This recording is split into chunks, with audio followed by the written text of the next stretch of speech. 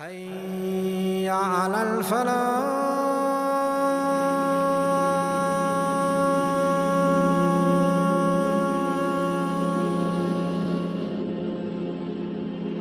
Is to give a glimpse of what an actual Muslim world looked like.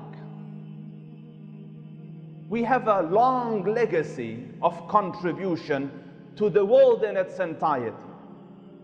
Our story starts in the year 1519. If you rewind 27 years prior to this date, you will come to 1492. Spain fell from Muslim hands. What had happened? For years, a Catholic monarchy was growing next to Spain, and it was becoming boisterous and confident, and Muslims were dwindling. Eventually, they took over Spain, which the Muslims had been ruling for almost 800 years. The question is, what did this Muslim world look like inside? There's a story that in Ireland, a disease filled the potato plantations, and their main food was potatoes in Ireland, especially amidst the poor. There was very little food produced that year, and a lot of people died, and the Irish dubbed it the Great Hunger. And they say 1 million people died and 1 million people left. It isn't that there wasn't any food in Ireland, there was, but Ireland was subjugated by the English, and a lot of the property was owned by the English. So the produce that was produced was sent back to England, and the poor died in Ireland. So eventually, news of this reached the Ottoman Caliph. They are humans, non-Muslims, Christians dying in Ireland out of poverty. Please help. And this was a time where the Ottomans were having some internal problems as well. So the Khalifa felt a huge sense of responsibility. And in his humanity with man, he promised that I will send 10,000 silver pounds to Ireland. But at the same time, he was not a reckless ruler. And he recognized that Ireland is under the stewardship of Britain. So he found out how much the British Queen Victoria, is doing to help out Ireland. And he found that she's only giving 2,000 silver pounds. And he had promised 10,000. So in recognizing that this would make her look very small, he reduced his number to 1,000. Do you see that Muslim monarchs didn't want the disruptions of other lands and other systems? But he said, I have made a promise of 10,000. I have to take goods to them equivalent to that sum, although in money I will give only 1,000. So he sent 1,000 silver coins, which comes to 1 million something in our currency, pounds. And then he sent 5 shiploads of grains. He sent it through a very long way. And when it reached there, the people were very overwhelmed. And the nobles of Ireland wrote this letter of thanks and gratitude back to the Sultan. And it reads a little like this.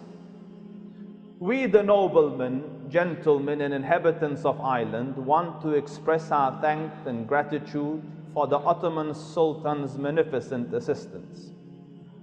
The Sultan's assistant response to this aid call displays an example to European states.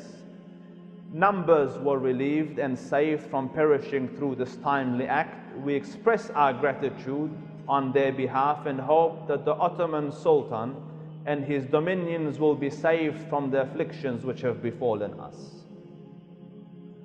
At a time when very few would come to their aid. But I want you to see what the Muslim nation really looked like.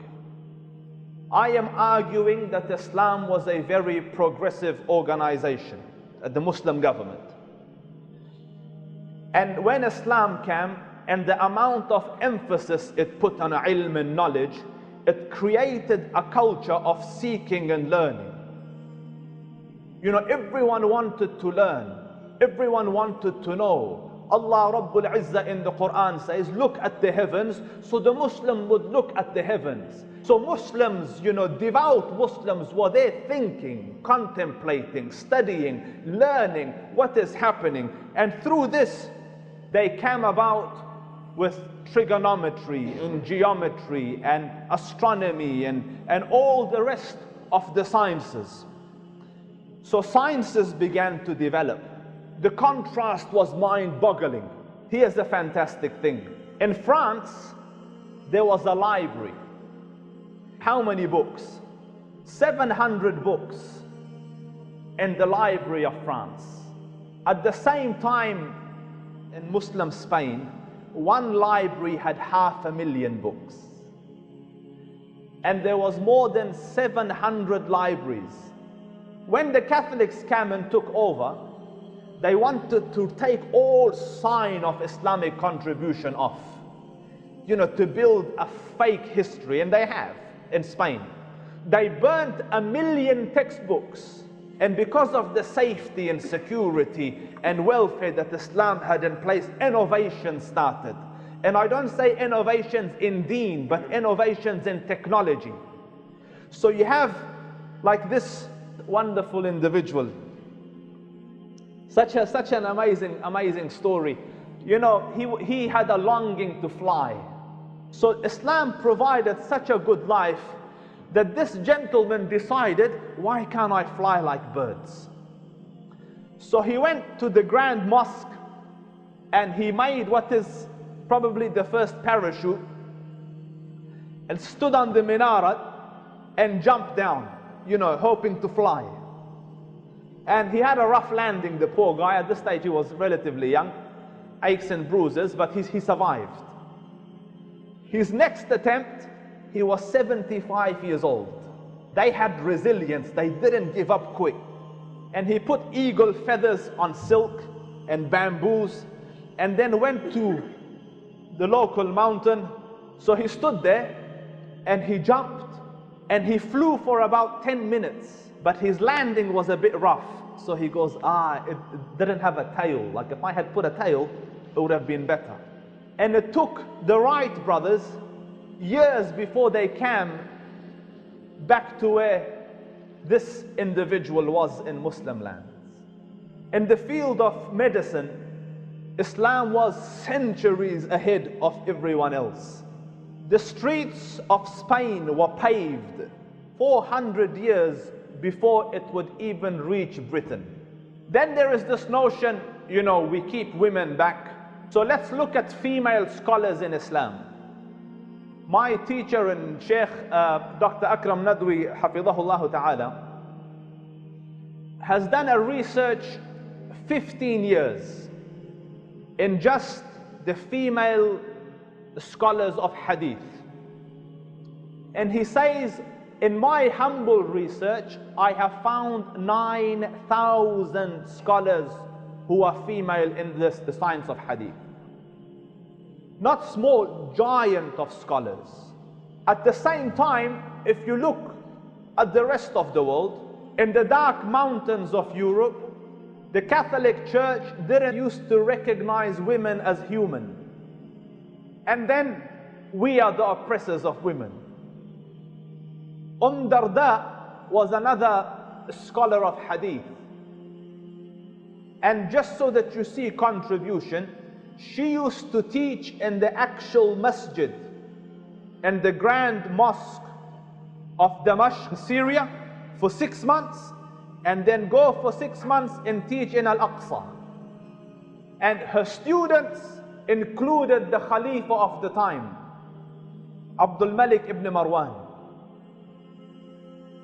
So we had a boom of intellectualism, a lot of science, Arabic philosophy. Now how do we know this? Well, the scientific method itself was designed by Hassan ibn Haytham. People don't know this. People attribute it to Francis Bacon. Francis Bacon was 300 years later.